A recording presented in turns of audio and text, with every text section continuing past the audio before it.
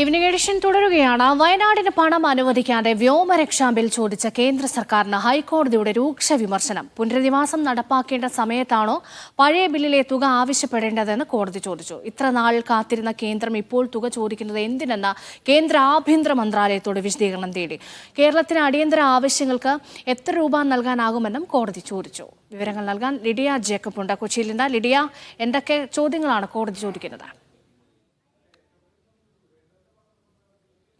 രേഷ്മ, കഴിഞ്ഞ ദിവസം കേന്ദ്ര സർക്കാരിന് ഒരു കണക്ക് കാണിക്കണമെന്ന് സംസ്ഥാന സർക്കാരിനോട് കോടതി ആവശ്യപ്പെട്ടിരുന്നു. ഈ തുകയുമായി സംബന്ധിച്ച കണക്കുകളാണ് കാണിക്കാൻ ആവശ്യപ്പെട്ടിരുന്നത്. അതിന്റെ അടിസ്ഥാനത്തിൽ കേന്ദ്ര സർക്കാരിന് കത്തയച്ചിട്ടുണ്ട് എന്ന ഹൈക്കോടതിയിൽ ഇന്ന് സംസ്ഥാന സർക്കാർ വ്യക്തമാക്കിയിട്ടുണ്ടായിരുന്നു.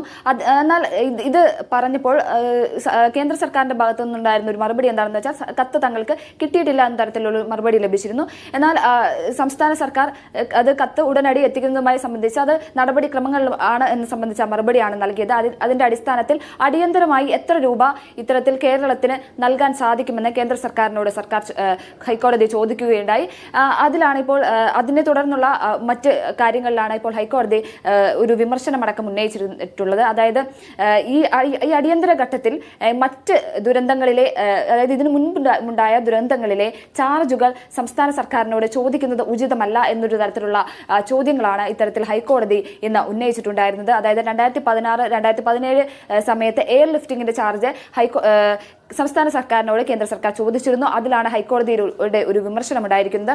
അതായത് മുൻപ് നടന്ന ഒരു കാര്യം, അല്ലെങ്കിൽ മുൻപ് നടന്ന ഒരു ദുരന്തത്തിന്റെ ചാർജുകൾ ഈ സമയത്താണോ ചോദിക്കുന്നത് എന്നാണ് ഹൈക്കോടതി ചോദിച്ചത്. അതായത് ഇത്തരത്തിലൊരു വലിയ ദുരന്തം മുന്നിൽ വന്ന് നിൽക്കുമ്പോൾ ഇതിന് വർഷങ്ങളിലെ മുൻപ് നടന്ന ദുരന്തങ്ങൾ എന്തുകൊണ്ടാണ് മുൻപ് ചോദിക്കാതിരുന്നത്, അല്ലെങ്കിൽ ഈ സമയത്ത് തന്നെ അത് ചോദിക്കേണ്ടതുണ്ടായിരുന്നു എന്നുള്ള തരത്തിലുള്ള ഒരു കാര്യമാണ് ഹൈക്കോടതിയുടെ ഭാഗത്തു നിന്നും കേന്ദ്ര സർക്കാരിനോട് ചോദിച്ചത്.